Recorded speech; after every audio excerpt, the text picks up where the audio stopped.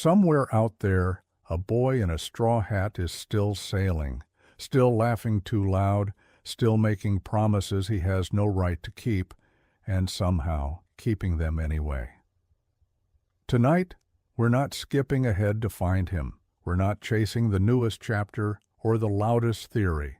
Instead, we're going all the way back to the beginning, to a small boat and a smaller crew, and we're going to walk through every arc, one by one, exactly as it happened. East Blue, Alabasta, Skypiea, Water 7, all the way to the world as we know it now. No arc rushed, no arc skipped, just the whole story, told slowly, the way it deserves to be told, while the world outside gets quiet and your eyes get heavy. Think of this as the long way home. If it helps you drift off tonight, that's exactly what it's for. So feel free to subscribe for more of these full journeys through the world of One Piece. Now, get comfortable and let's set sail from the very first wave. It begins, as almost everything in this story eventually traces itself back to, with a boy in a barrel and a pirate with a straw hat. Monkey D. Luffy grew up in the sleepy fishing village of Fuchsia on Dawn Island, out in the East Blue, the calmest and gentlest of the four seas, the sea where dreams are still allowed to start small before the world asks anything difficult of them.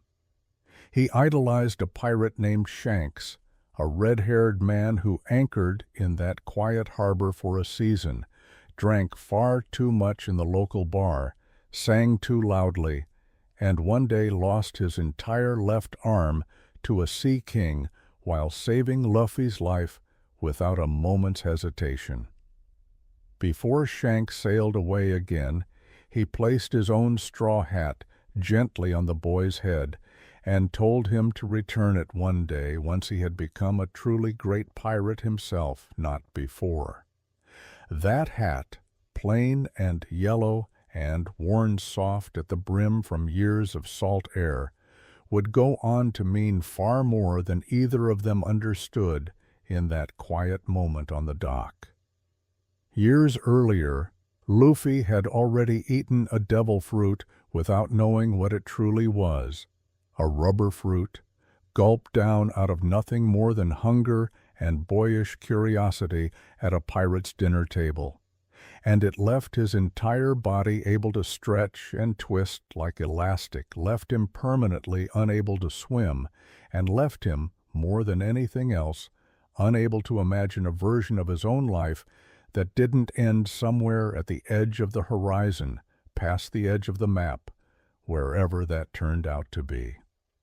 At 17 years old, Luffy finally set out alone in a tiny rowboat with nothing but a straw hat, a vague sense of direction, and an enormous amount of resolve. And the East Blue Saga, the gentlest, smallest, most human stretch of this entire long story, began gathering itself around him, one companion at a time, one quiet act of kindness at a time.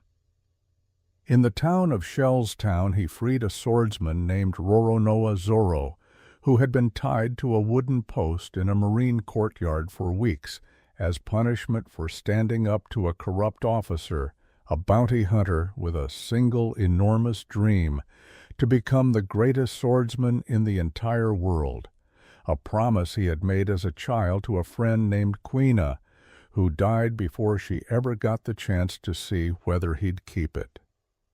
In Orange Town, he crossed paths with a thief named Nami, sharp-tongued, calculating, endlessly counting coins under her breath, who was secretly gathering an enormous and very specific sum of money to buy back the freedom of her home village from the fishman pirate who had enslaved it since she was a child. In Syrup Village he found Usopp, a boy who told elaborate, obvious lies to entertain a village that didn't really need protecting from anything more dangerous than boredom, until real danger finally did arrive in the shape of the pirate captain Kuro, and Usopp discovered somewhat to his own surprise, that some of the bravery he'd been pretending to have all those years was real after all. Out on the open water, on a floating restaurant called the Baratier, he met Sanji, a cook who had once been shipwrecked for months on a barren rock with almost no food at all, and who had learned in that long, slow starvation the one unbreakable rule he would carry for the rest of his life, that a hungry person is fed without question, without exception, no matter who they are or what it costs him personally to do it. It was Nami's arc that closed out this gentle beginning with something sharper and heavier than everything before it.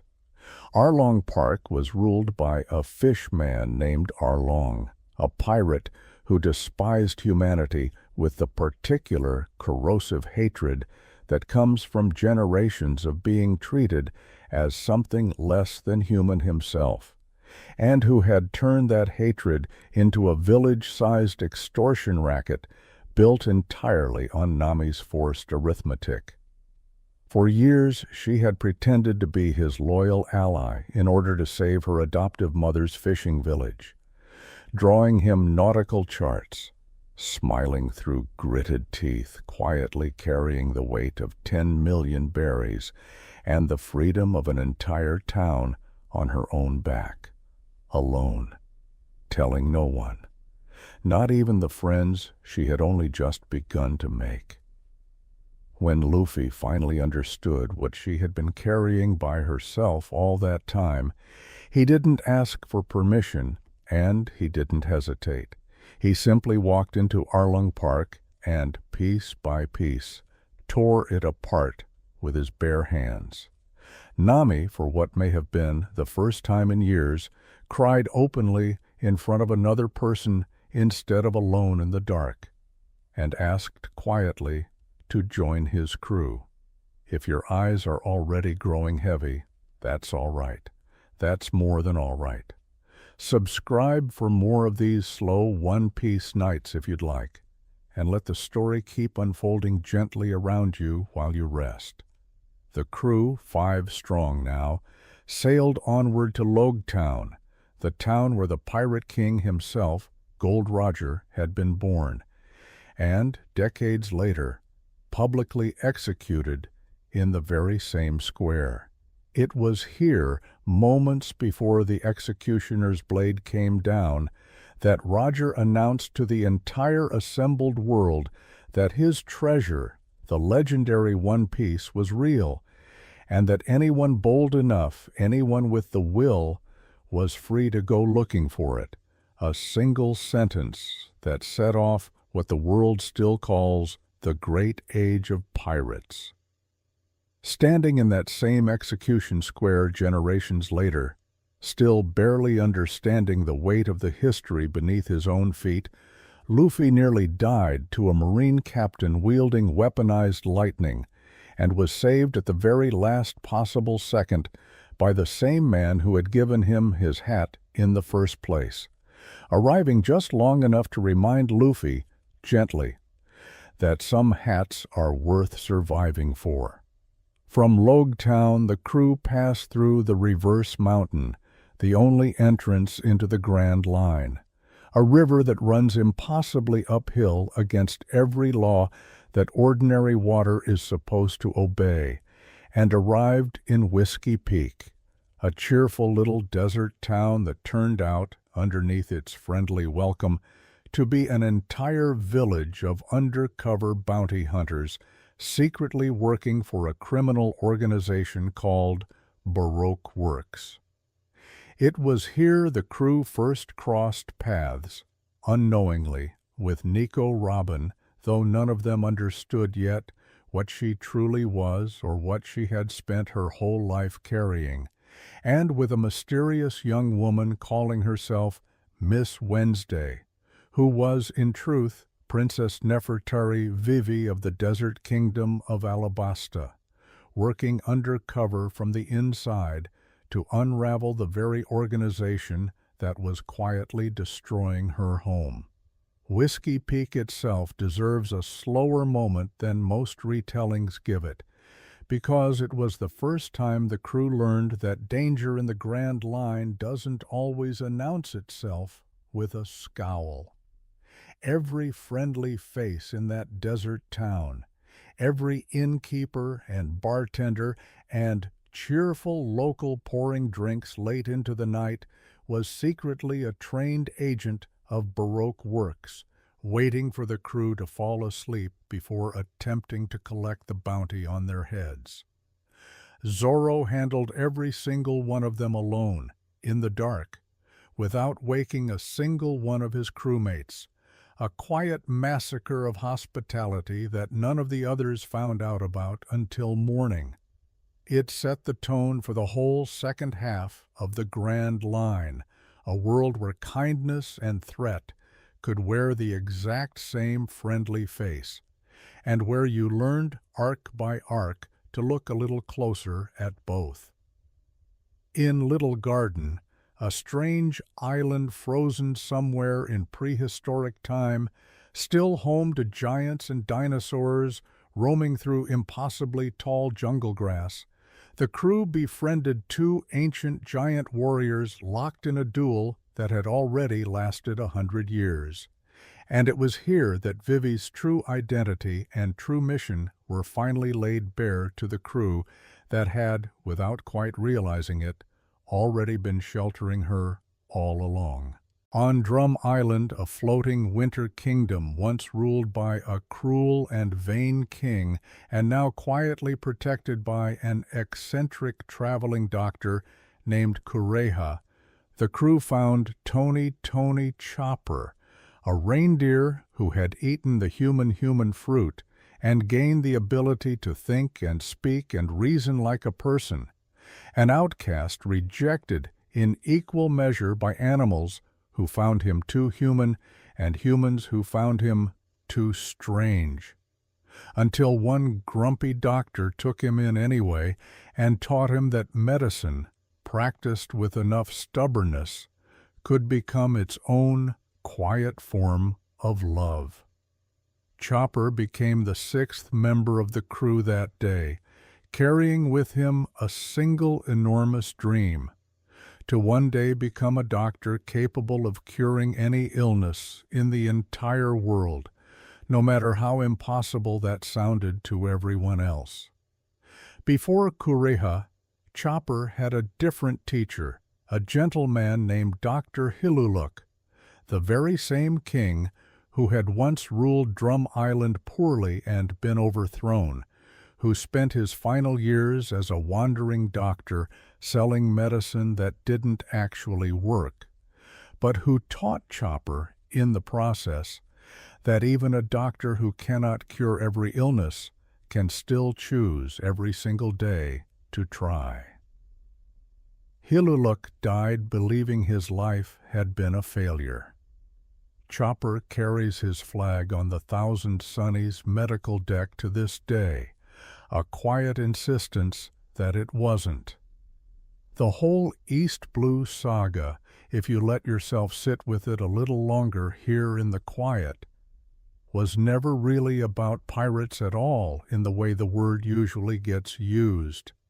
It was about 6 lonely people, each carrying a version of the exact same ache, the ache of being told by the world around them that who they were wasn't quite acceptable as is, finding, almost by accident, one person after another who simply refused to agree. There is something worth pausing on here, in this quiet stretch of ocean between the East Blue and the wider world. Something about how small this story allowed itself to be before it ever let itself become large.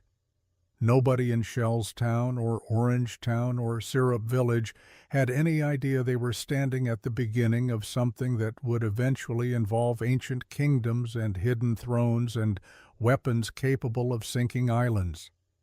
They were just a swordsman who missed his dead friend, a thief who missed the family she'd been separated from, a liar who wanted, more than anything, to prove his lies weren't the only thing about him worth knowing, and a cook who had once been so hungry that feeding people became the closest thing he had to a religion. The whole rest of the story, all the mystery and scale that comes later, only means anything because it happened to people this small and this human first. Let that settle over you for a moment, the way a blanket settles once you've stopped moving around underneath it. All of that, as gentle and meandering as it felt at the time, had really only been the prologue for Alabasta, the arc where this story first showed just how large its heart was capable of being. Baroque works, it turned out, was secretly run from the shadows by Crocodile, a warlord of the sea, hiding behind the alias Mr. Zero, who had spent years quietly poisoning Alabasta's only oasis, manufacturing an artificial drought out of nothing but greed and patience, and slowly, carefully, engineering a civil war between the kingdom's own citizens and their beloved king, all so that in the resulting chaos he could seize an ancient weapon called Pluton, rumored to be hidden somewhere within the country's ancient borders. Vivi's entire arc, when you step back and look at the whole shape of it, was really one long, desperate race to stop a war between people who loved each other. Farmers and soldiers who had grown up as neighbors, now being aimed at one another's throats by a lie that neither side could see clearly enough to question. Luffy defeated Crocodile at last, in the ruins buried beneath the city of Alubarna, after being poisoned, half-drowned, and very nearly buried alive in sand that behaved less like sand and more like a living thing. And the rain that finally fell over that thirsty desert kingdom at the end of it all remains one of the most quietly overwhelming moments this whole long story has ever offered. Along the way to that ending, the crew fought their way through Crocodile's other officers as well, quiet, strange lieutenants scattered across the kingdom like pieces on a board Crocodile alone could see the whole shape of.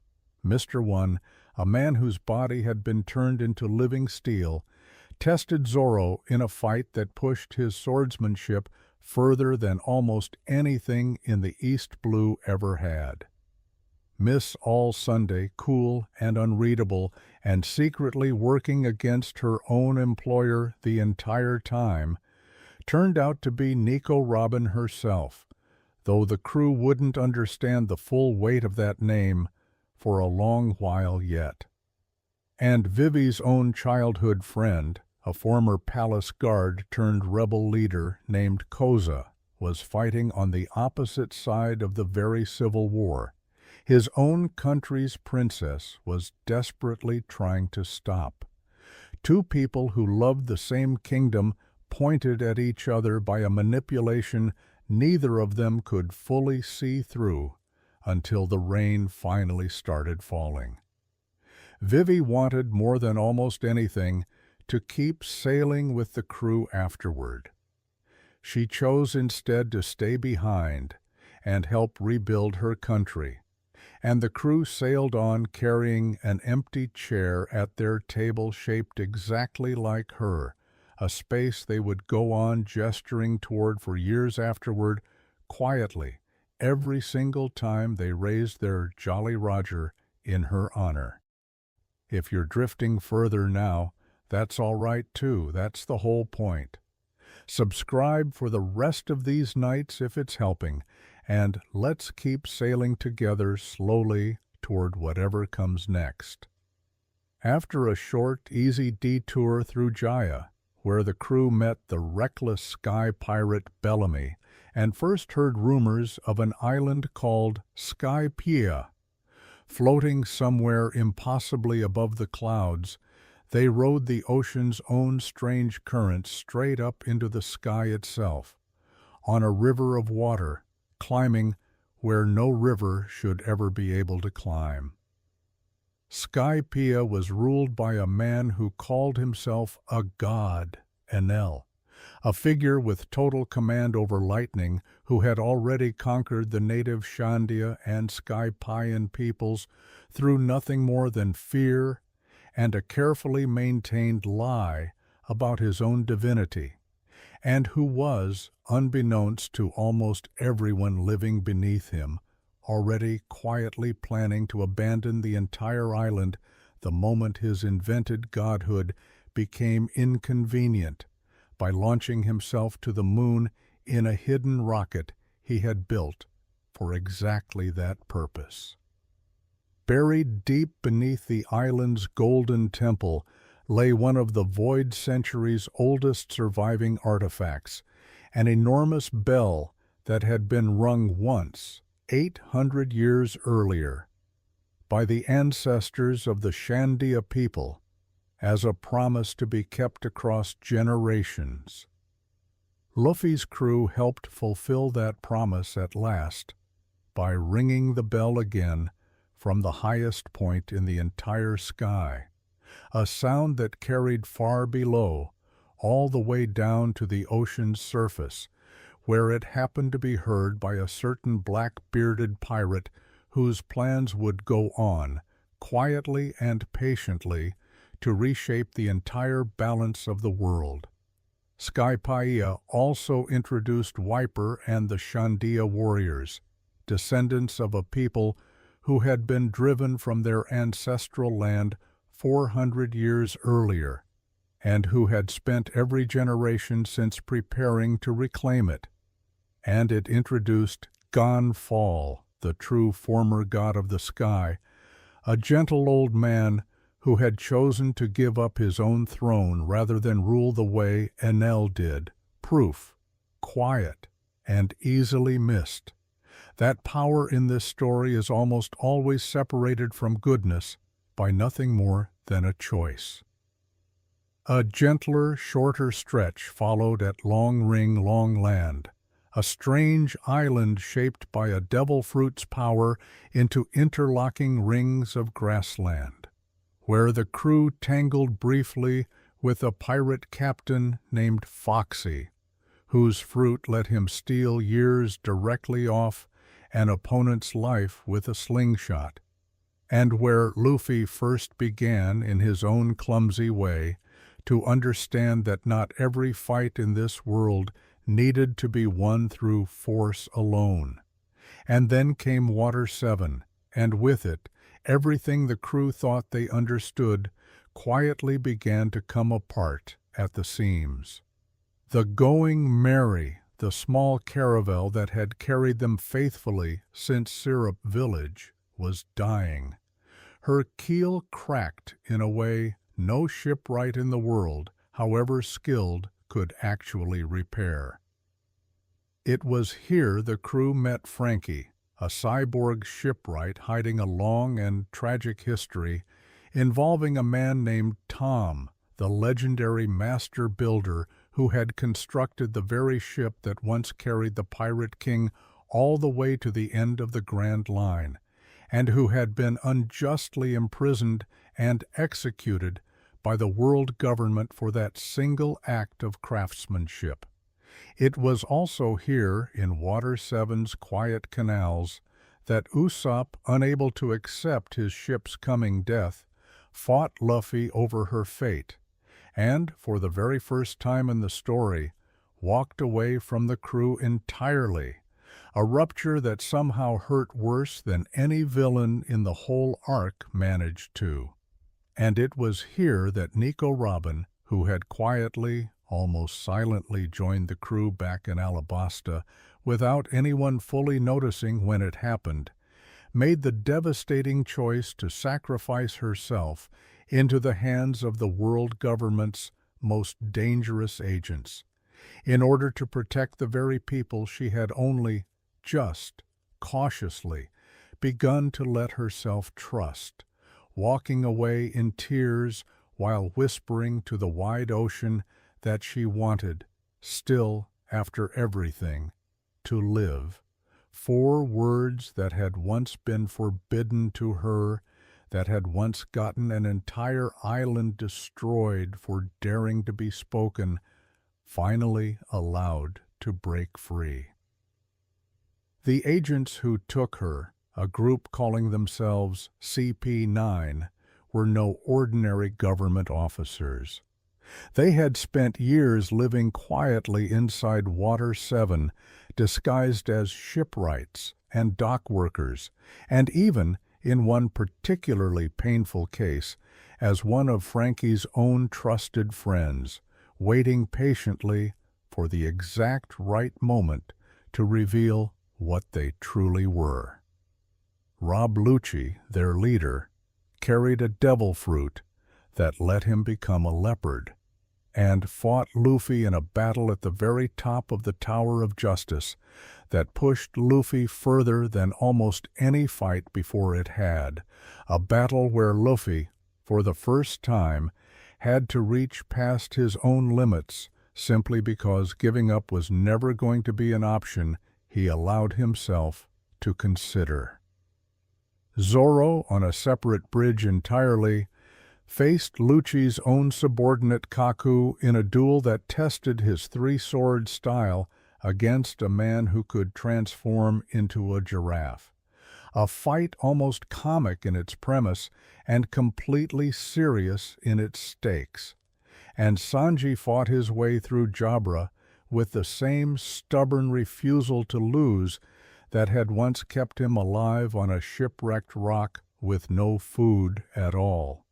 That sacrifice pulled the whole crew straight into Eni's lobby, the judicial island where the government's harshest agents processed the world's most dangerous prisoners, and where the crew, 9 strong in spirit if not yet in number, launched a full open assault against an entire branch of the world government to bring one single friend home. It is here that the story first reveals the Pluton blueprints in full, documents guarded for generations by the Frankie family in Water 7, and finally deliberately burned by Frankie himself rather than let them ever fall into government hands. Robin was saved at the very last possible second, in a moment the whole crew had been racing toward through fire and gunfire and collapsing bridges. Usopp returned as well, quietly, humbly, apologizing without needing to be asked twice. And the crew, for daring to declare open war on the world government and tear its flag down over Eni's lobby with their own hands, became infamous almost overnight, a small, scrappy pirate crew suddenly known and feared across every sea in the world. Frankie joined them properly afterward as their shipwright, and out of the wreckage and grief of that entire arc, a new ship was born at last, the Thousand Sunny, built from the wood of an ancient and sacred tree called Adam, its roots, like so many things in this story, reaching quietly all the way back to the Void Century itself. If your eyes are closed already, that's good. That's exactly where they should be. Subscribe for the rest of tonight's journey if you'd like. And rest easy. We still have a long, long way left to sail. Before leaving Water 7's waters behind for good, the crew drifted into Thriller Bark, a moving ghost island permanently shrouded in fog, ruled by the warlord Gecko Moria, who had spent years stealing the shadows of the living to animate an enormous army of zombies beneath his island. It was here they gained their final original member, Brook, a skeleton musician who had died decades earlier and been resurrected entirely alone by his own devil fruit's strange power.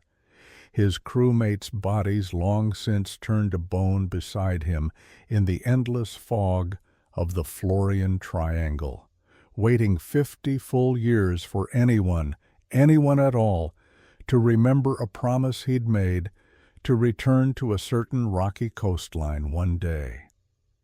When Luffy's crew finally did remember, quite by accident, Brook wept without any tear ducts left to weep with, and asked, in the politest way imaginable, to sail with them, carrying with him nothing but a violin, an afro he was strangely proud of, and half a century of grief he had carried entirely alone until that moment.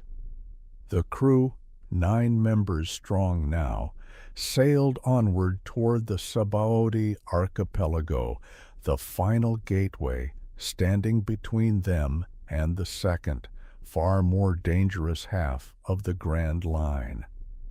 And it was here that everything very nearly ended for good. Sabaody is where the world slave auctions are held out in the open, celestial dragons buying and selling human beings like property beneath gleaming golden domes. And when Luffy, in a fury he could not and would not contain, struck a celestial dragon directly in front of the entire auction house to save a mermaid named Cammy's enslaved friend, he brought the full, immediate weight of a Navy admiral crashing down on his own crew. Bartholomew Kuma, a warlord secretly acting under orders no one yet understood, appeared on the battlefield, and rather than allowing the crew to be slaughtered outright where they stood, scattered every single one of them to entirely different corners of the world with a single touch of his devil fruit power, a mercy disguised so completely as cruelty that none of them understood it for what it truly was until much, much later.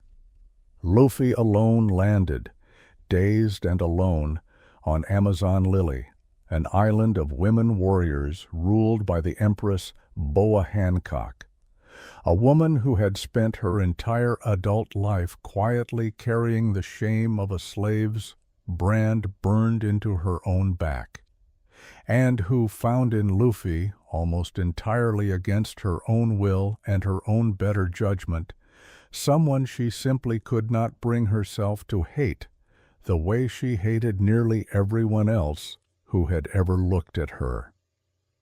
When Luffy learned that his older brother Ace, captured after a duel with the warlord Blackbeard, had been sentenced to a very public execution at Marineford, he made the decision, without hesitation, without asking anyone's permission, to break alone into Impel Down, the government's undersea prison and the single most fortified structure in the entire world, in order to try to save him. Impel Down descends through 6 distinct levels, each one colder or hotter or stranger and more dangerous than the last, guarded by a warden named Magellan, whose devil fruit coats everything he touches in corrosive, inescapable poison. Luffy was poisoned nearly to death simply passing through those levels, and survived only because of the kindness of the very prisoners he was supposedly at war with. Criminals who recognized in his reckless, straightforward determination something worth helping along even at their own risk. Inside those descending, freezing, burning levels, he was reunited, chained, and starving and barely recognizable, with the truth of Ace's own hidden history, the secret son of the Pirate King himself, hidden his entire life from a world that would have hunted him from the moment of his birth if it had known. Luffy gathered an almost impossible coalition of fellow prisoners along the way, including Jinbe, a fishman warlord who would go on to join his crew years later and Buggy, an old and mostly harmless rival from the very first days back in the East Blue.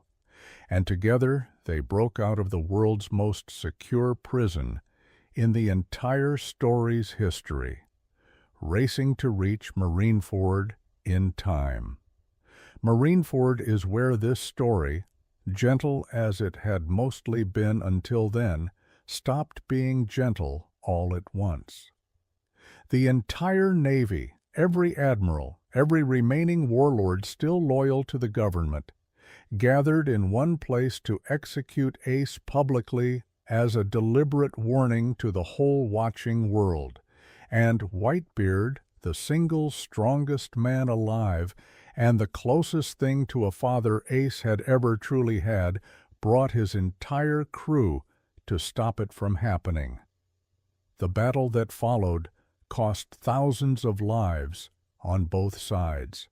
It introduced the world to Trafalgar Law, watching quietly from a distance, to a young pink-haired Marine named Kobe, whose horror at the violence around him would go on to shape the rest of his life, and to Squardo, an old ally of Whitebeard's, who betrayed him out of a grief so twisted it curdled into something almost unrecognizable as loyalty at all. Sengoku, the fleet admiral, revealed on that battlefield, in front of the entire world, the truth of Ace's parentage that had been hidden for his whole life, hoping the shame of it would break Whitebeard's resolve. It did not. Ace was freed briefly, for one brief, hopeful moment, and then, in the story's single most devastating turn, stepped directly in front of a killing blow meant for his younger brother, and died there in Luffy's arms, apologizing quietly for everything he had once believed made him unworthy of being loved, thanking everyone who had ever cared about him for allowing him to be born at all. Marco the Phoenix held the line at Whitebeard's side until the very last moment Jozu and Vista fought, until their bodies simply couldn't anymore, and Garp, Luffy's own grandfather, a Marine hero for decades, stood frozen between the two halves of his own life, unable to raise a hand against either the grandson he loved or the Navy he had served faithfully his entire life, choosing in the end to do nothing at all, which may have been the hardest choice available to him. Whitebeard died not long after, standing fully upright even in death, refusing to fall, declaring to the entire listening world that the One Piece was real, a single dying man's certainty thrown out like a stone into perfectly still water, rippling outward for years afterward. Luffy survived only because Jinbei carried his broken body away from the battlefield, and it was Silver's Rayleigh, the Pirate King's own first mate, who found him afterward and told him plainly, without softening it at all, that some kinds of pain cannot simply be outrun, that they have to be carried for a while before they can finally, gently, be set down. If you're still with me right now, that's all right. And if you've already drifted off somewhere back at Marineford, that's all right too. Subscribe for the rest if it helps. And let's keep going gently from here. Slower now, softer now. What followed was a 2-year time skip. The crew scattered deliberately across the world, each of them training alone in near total solitude to grow strong enough that a tragedy like Marineford could never, ever happen to any of them again. Zoro trained under a former warlord in near total isolation, enduring pain he never once described to anyone afterward. Sanji endured an ordeal on an island of ravenous women that he still, to this day, absolutely refuses to describe to anyone in any detail whatsoever. Chopper studied for 2 full years under a rare and reclusive master of an obscure medical art. Usopp and Frankie rebuilt themselves, quite literally in Frankie's case, into stronger, sturdier versions of who they had each been before. And Luffy trained under Rayleigh himself on a quiet warship graveyard, learning slowly to wield something called haki, the ability to sense and project raw willpower itself in 3 separate and difficult forms before the entire crew reunited, exactly 2 years later, precisely as promised, on the familiar shores of Sabaody. The New World greeted them almost immediately at Fishman Island, the underwater kingdom that had waited 900 long years since the Void Century itself for an apology that had never once fully arrived. It was here the crew finally learned of Joy Boy's ancient, unfulfilled promise to the merfolk, of the great ark called Noah, still resting patiently on the ocean floor after all those centuries, and it was here they clashed with Horty Jones, a fishman consumed entirely by inherited hatred toward humanity, and helped crown a new mermaid princess named Shirahoshi, a gentle giant of a girl who carried within her, without yet fully understanding it herself, the rare power to speak directly to the Sea Kings. It was also here the crew learned that a bomb had been planted deep beneath the island by Horty's followers, one final act of inherited hatred aimed at an entire kingdom that had only ever wanted peace, diffused only through Luffy's stubborn refusal to let old grudges decide who got to keep living. At Punk Hazard, a scorched island split forever down the middle between fire and ice by a botched government experiment gone terribly wrong, the crew encountered the eccentric and dangerously brilliant scientist Caesar Clown and formed an unlikely, cautious, temporary alliance with Trafalgar Law, a fellow rookie captain and skilled surgeon whose devil fruit let him manipulate space itself with surgical precision, and who carried his own quiet, private grief from childhood, a grief tied inseparably to a man named Corazon, whose final sacrifice had once saved Law's life in almost exactly the same way Ace's sacrifice had once saved Luffy's own. That uneasy alliance carried them all straight into Dressrosa, a kingdom of mechanical toys and endless flamenco music built directly atop one of the story's cruelest and most carefully hidden secrets. Don Quixote do Flamingo, a warlord and former celestial dragon who had renounced his own privileged birthright as a child after watching firsthand what unchecked entitlement did to the people closest to him, ruled the kingdom through puppet strings, both literal and deeply political, having quietly turned an entire population of ordinary people into living toys a full decade earlier, using a devil fruit power of terrible, exacting precision. Luffy's long fight to free Dressrosa reunited him, unexpectedly, with the deeper roots of Law's own tragic backstory, with his surviving adoptive brother Sabo, believed dead for over a decade by everyone who had ever loved him, and with the quiet, aching truth that the flame fruit, Ace's own devil fruit power, had passed after his death directly into Sabo's hands, keeping some small, literal piece of Ace still moving through the world. In the quietest, most understated way this story has ever handled grief. The arc also gave the story one of its longest and most patient reveals, the truth of Kairos, once a great gladiator champion, and Rebecca, the princess he had spent a decade protecting from a distance, without ever being able to tell her who he truly was, a father and daughter kept apart by exactly the same kind of cruelty Doflamingo had built his entire rule upon.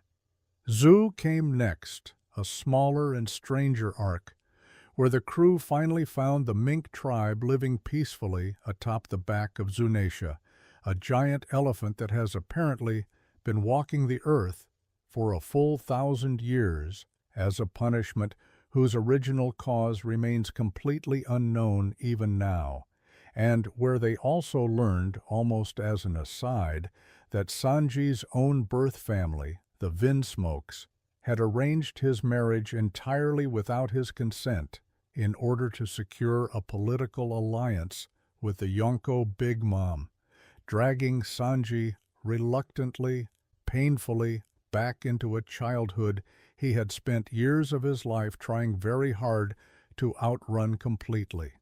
That forced marriage plot pulled the crew directly into Whole Cake Island, one of the story's strangest and most operatic arcs by far, an entire realm built out of confectionery and ruled over by Big Mom, a woman whose enormous, endless hunger, quite literally born out of childhood trauma and an insatiable devil fruit curse she never asked for, had shaped an entire kingdom around the sheer scale of her own appetite.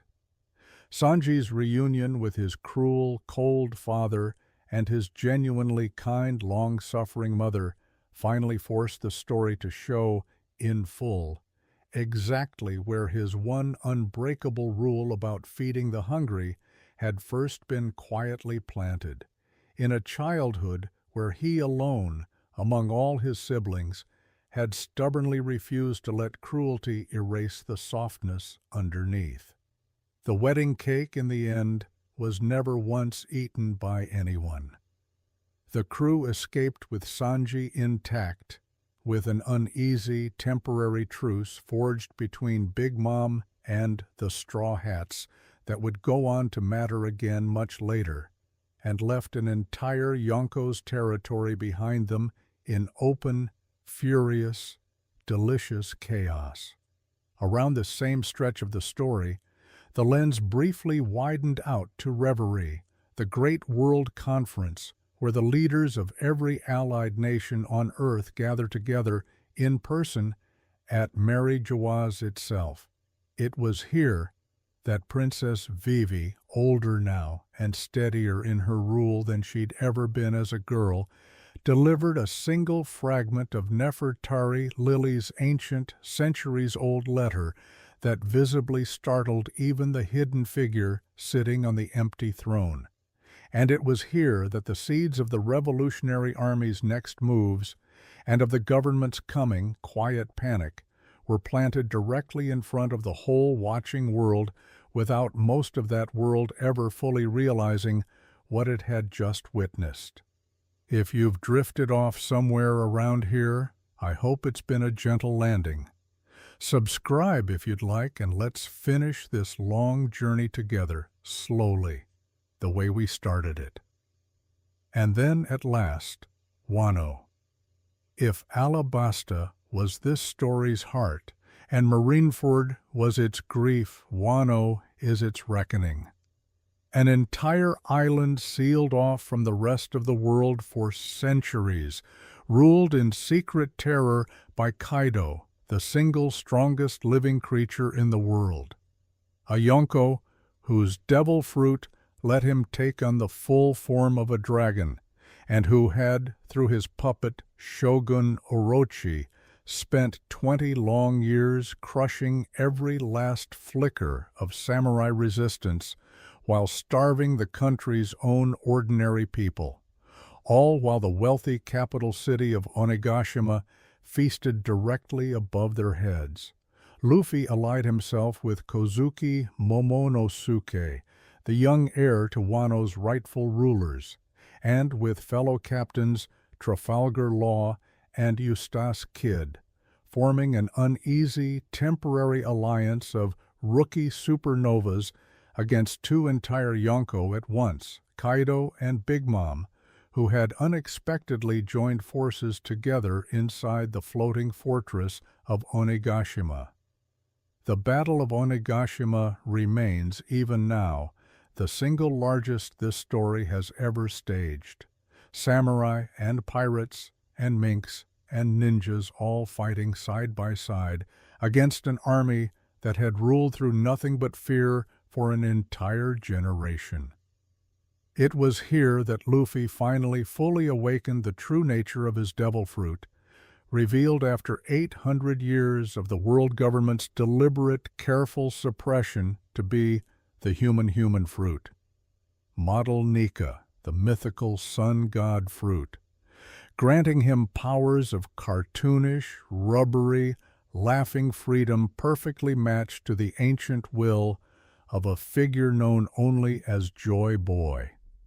He defeated Kaido at last, in a battle that physically shook the entire island beneath everyone's feet, and Wano, sealed away for centuries, finally opened its long-closed borders back up to the wider world, its people freed at last, its samurai able to mourn openly and rebuild together in the open air for the first time in over a generation.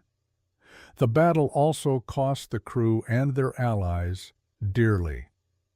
Kinemon and the other samurai lost comrades who had waited 20 years underground for this single night. Kaido's own strongest subordinates, the Tobi Roppo and the All-Stars, each carried their own fragments of tragedy, none more than King, last survivor of a race called the Lunarians, who fought not out of loyalty to Kaido's cruelty, but out of a debt to the one person who had ever treated him as something other than a weapon. The war left ripples across the entire world almost instantly. 2 Yonko had fallen in a single arc, something that had never once happened before in living memory. The delicate balance of power that had held steady for decades cracked wide open overnight, and the world government, quietly terrified of what an awakened Joy Boy's fruit truly meant for their carefully maintained order, finally began revealing the full weight of its oldest, most carefully guarded secrets, the hidden throne behind Mary Joaz, the shadowy figure known only as Im, and the 5 elders who are so much older and so much stranger than anyone in the wider world had ever been permitted to know or even suspect. Which carries us, finally gently, to Egghead, the newest and strangest island the crew has visited so far.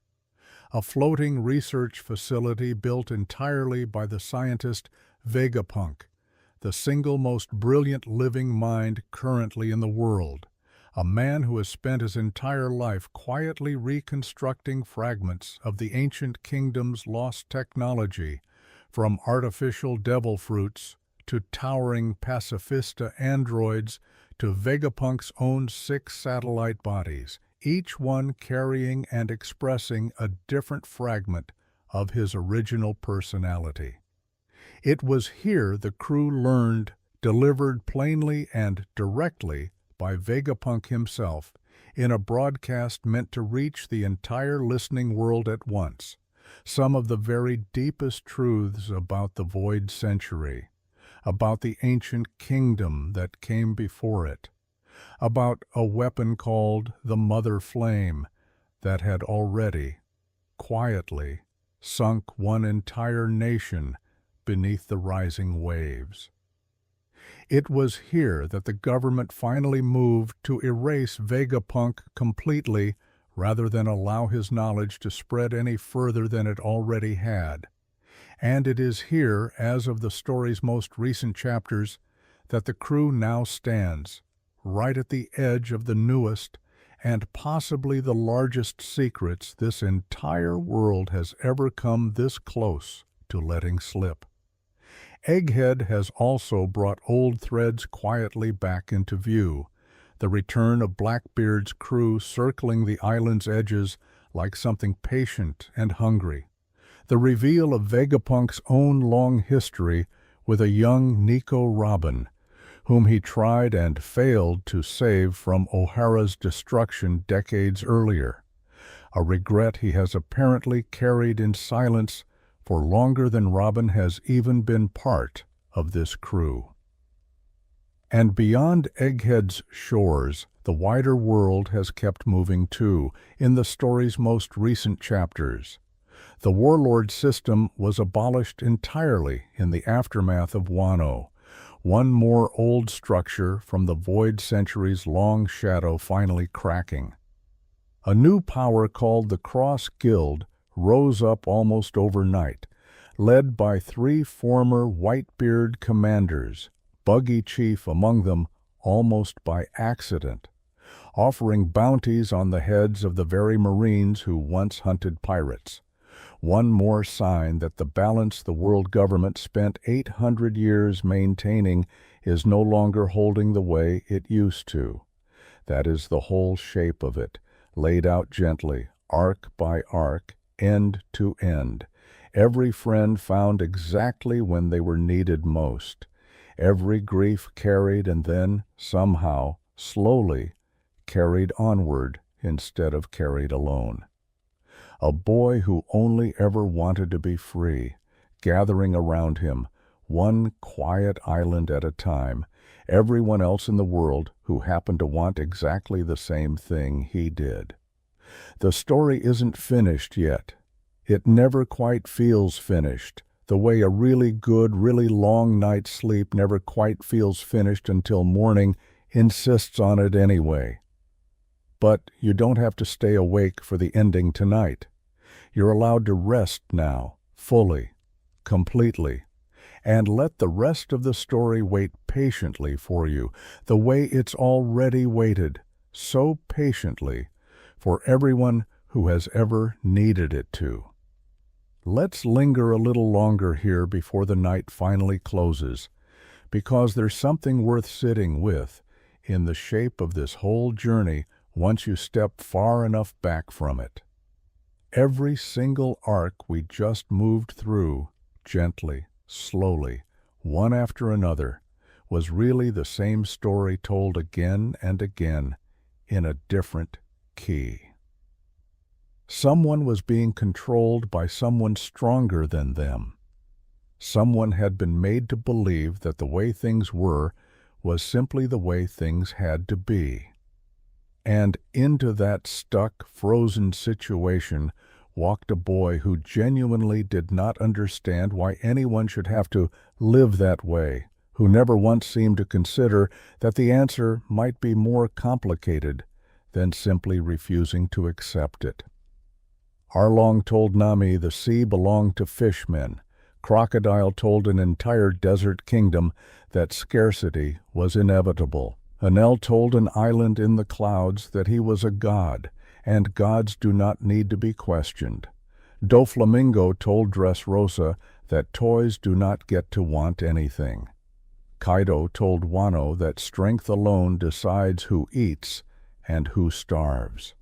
And each time, without fail, Luffy simply walked in, listened for exactly as long as it took him to understand what was actually happening, and then, without any grand speech prepared in advance, without any real strategy beyond his own stubbornness, did something about it anyway. You can hear, if you listen closely enough on a quiet night like this one, how the whole story keeps circling back to the same small, warm idea.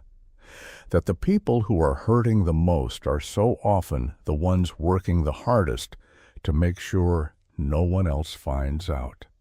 Nami smiled while she counted Arlong's blood money. Robin apologized for existing for 20 straight years before anyone finally told her she didn't have to. Vivi wore a disguise so convincing that her own crewmates didn't realize a princess had been quietly protecting them from within. Days before, they knew her real name. Brooke waited 50 years alone in the fog, without ever once assuming anyone was coming back for him. Sanji cooked meals for people who mocked him rather than ever once explaining why feeding someone mattered so much to him personally. Every single one of them carried something heavy and hid it well, right up until the moment someone finally noticed. And once noticed, none of them ever really had to carry it entirely alone again. That's the quiet engine underneath every single arc we walked through tonight. Not the ancient weapons, not the pony glyphs, not the void centuries-long unbroken silence, though all of that matters too, and all of that will keep unfolding in its own patient time. Underneath all of it is simply this, that a crew of very unlikely people kept finding each other, kept recognizing something familiar in each other's hidden weight, and kept deciding, arc after arc after arc, that no one on their ship should have to carry anything difficult entirely by themselves ever again. Think for a moment about how many times this exact pattern repeated itself without the story ever needing to point it out directly. Usopp's fear of not being brave enough became something the whole crew simply waited out patiently, without shame, until Sogeking was ready to climb a tower alone. Nami's fear of trusting anyone with money and safety again became something Luffy answered not with words but by tearing down the one thing still holding her hostage. Sanji's fear of being unlovable, planted so early and so deeply by a father who called him worthless, became something an entire crew quietly, consistently proved wrong, one meal at a time. Robin's fear that wanting to live was itself a kind of danger to everyone around her became something Luffy answered with nothing more than a raised fist against an entire government. Zoro's promise to a dead friend became something the whole crew helped him keep. Chopper's dream of curing every illness in the world became something an entire crew quietly protected and made room for. Frankie's grief over a father he lost to the government became a ship built well enough to outlast even that grief. None of it stayed a private burden for very long once Luffy was involved, mostly because Luffy has never once, in this entire story, understood why it should. And maybe that's worth carrying with you tonight, gently, the way you'd carry a warm cup you don't want to spill on the walk up the stairs to bed. Whatever you're holding on to right now, whatever quiet weight followed you into this video the way it follows most of us into most nights, you don't actually have to hold on to it entirely by yourself either. That's not really a lesson this story is trying to teach so much as it's simply the thing this story keeps gently doing over and over, island after island, without ever making a particularly big deal out of it. Rest now if you're ready. The Straw Hat is still out there somewhere in the story, still sailing, still laughing, and it will still be sailing tomorrow whether you're awake to watch it or not. Tonight, you're allowed to just let it go on without you for a while. Thank you for drifting through the whole shape of this story with me tonight, from Fuchsia Village all the way out to Egghead. If this helped you rest even a little, consider subscribing for more slow, complete retellings like this one.